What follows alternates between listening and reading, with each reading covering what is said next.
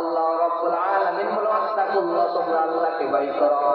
ইন্নাল্লাহা নিশ্চয় আল্লাহ তাওয়াবুর রহিম, তওবা গ্রহণকারী এবং দয়ালু। আল্লাহ রাব্বুল আলামিন বলেন বান্দাগণ তোমরা সুধারণা থেকে বেঁচে থাকো। কি ধারণার কথা বলছেন? দেখবেন আমাদের সমাজের ভিতরে কিছু মানুষ মিথ্যা সত্য এটা যাচাই না করার পর একজন আরেকজনের ব্যাপারে জীবন যায় কথা বলেন ঠিক কিনা? জীবন যায় না? এই জীবন হচ্ছে আমার একটা জিনিস। আল্লাহ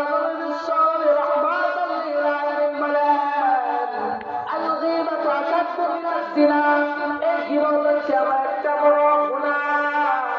কোন মানুষ যদি তার মায়ের সাথে জিনা করে, এই জিনা করিয়া যেমন পাপ, এর থেকে বড় গুনাহ হচ্ছে জীবন দেওয়া।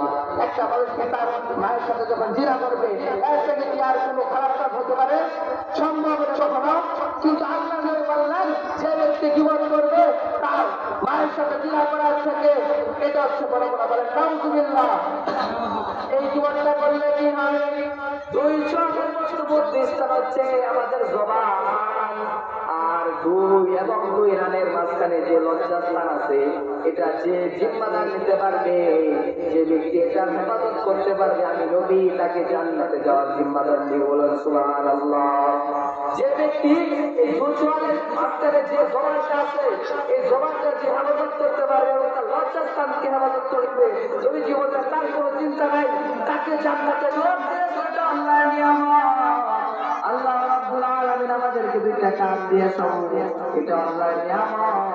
আল্লাহ রাব্বুল আলামিন দুনিয়ার জমিনের ভিতরে আমাদেরকে এমন সুন্দর সুন্দর নিয়ামত দান করেছেন, কিন্তু সব থেকে উত্তম নিয়ামত হচ্ছে জবান। আর এই জবানকে যে হেফাজত করতে পারবে সে জান্নাতে যাবে, আর এই জবানের যে অপব্যবহার করবে সে জাহান্নামী হবে। কথা বলেন ঠিক কিনা? তাহলে এই জবানটাকে হেফাজত করতে হবে কিনা? হেফাজত করতে হবে এই জবানটাকে। আল্লাহ যে ব্যক্তি জবানে হেফাজত করতে পারবে তাকে আল্লাহ রাব্বুল আলামিন জান্নাত দিবেন। এই জবান দিয়ে যদি কোনো মানুষ যদি জীবন যায়, সে যদি সারা আমল করে তার আমল কোনো কাজ হবে না। এমন একটি জবান আমাদের আমাদের উলামায়ে কেরামদের অনেক লক্ষ লক্ষ কোটি কোটি উলামায়ে কেরামের উস্তাদ আল্লামা আশরাফ আলী থানভী রাহমাতুল্লাহি আলাইহি জীবন কেমন মানুষকে ধ্বংস করিয়া দেয় এটা বোঝানোর জন্য একটা ঘটনা বললেন। আশরাফ আলী থানভী রাহমাতুল্লাহি আলাইহি বললেন, এক যুগের একটা ঘোড়া ছিল। কি ছিল? ঘোড়া। ওই ঘোড়াটা একটা খারাপ অভ্যাস ছিল। ওই ঘোড়াটা যখন প্রস্রাব করত তখন সে তার মুখ ছুটত।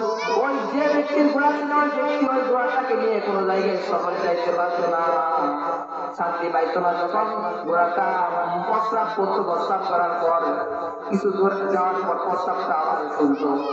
এবং ওই ব্যক্তি সফরে বের হলেন।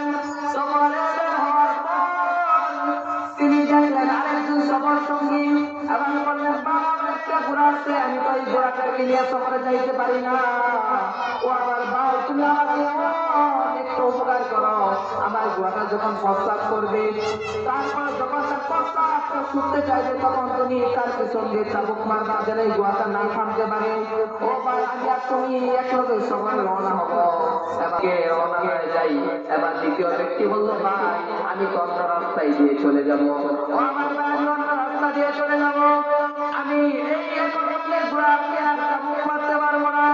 এবার ওই ব্যক্তি যখন চলে গেল, চলে যাওয়ার পর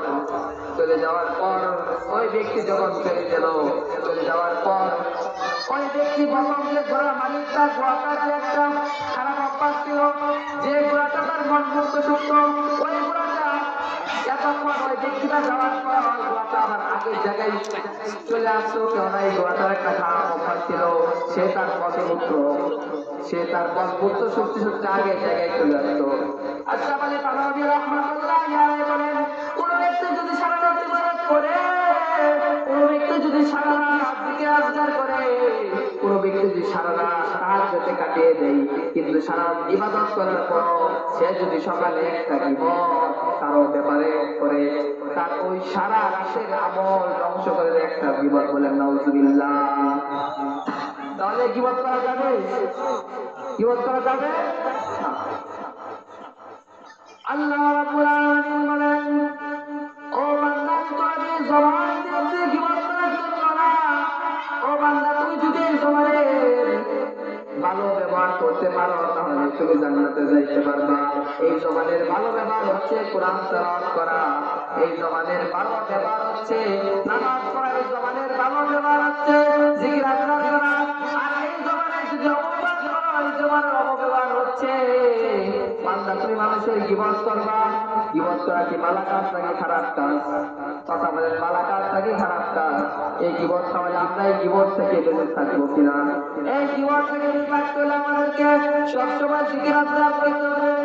ও বাংলাদেশের মুসলমান, এই গীবত করা যাবে না। এই গীবত কেমন? যদি আপনি এমন কোন কারণে ছোট্ট একটা ঘটনা বলে একটু শেষ করি। আল্লাহ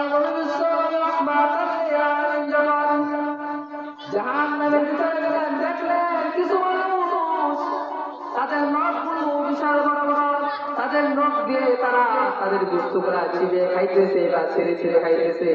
এবার বিশ্ব নবী রাহমাতুল লিল আলামিন লিখে রাখেন, কে বললেন, এই কোন শ্রেণীর মানুষ? এই মানুষগুলা, যে মানুষগুলা তার বস্তুগুলা নিজের লোক দিয়ে চিবিয়ে চিবিয়ে খাইতেছে। এবার জিবরাইল আমিন বললেন, ইয়া রাসূলুল্লাহ, ইয়া হাবিবাল্লাহ, এটা হচ্ছে ওই শ্রেণীর মানুষ যে শ্রেণীর মানুষ দুনিয়ার জীবনে জীবন চাইতো, যে দুনিয়ার মানুষ যা নাকি একজন আরেকজনের কিভাবে চাইতো, এক জায়গার কথা আরেক জায়গায় লাগিয়ে দিত। এমন মানুষ দুনিয়া দুনিয়া ও আপনার কথা বলেন ঠিক কিনা? এই জীবনটা বেশিরভাগ মহিলারা করে, কথা বলেন ঠিক কিনা? আরেকটা সত্য কথা,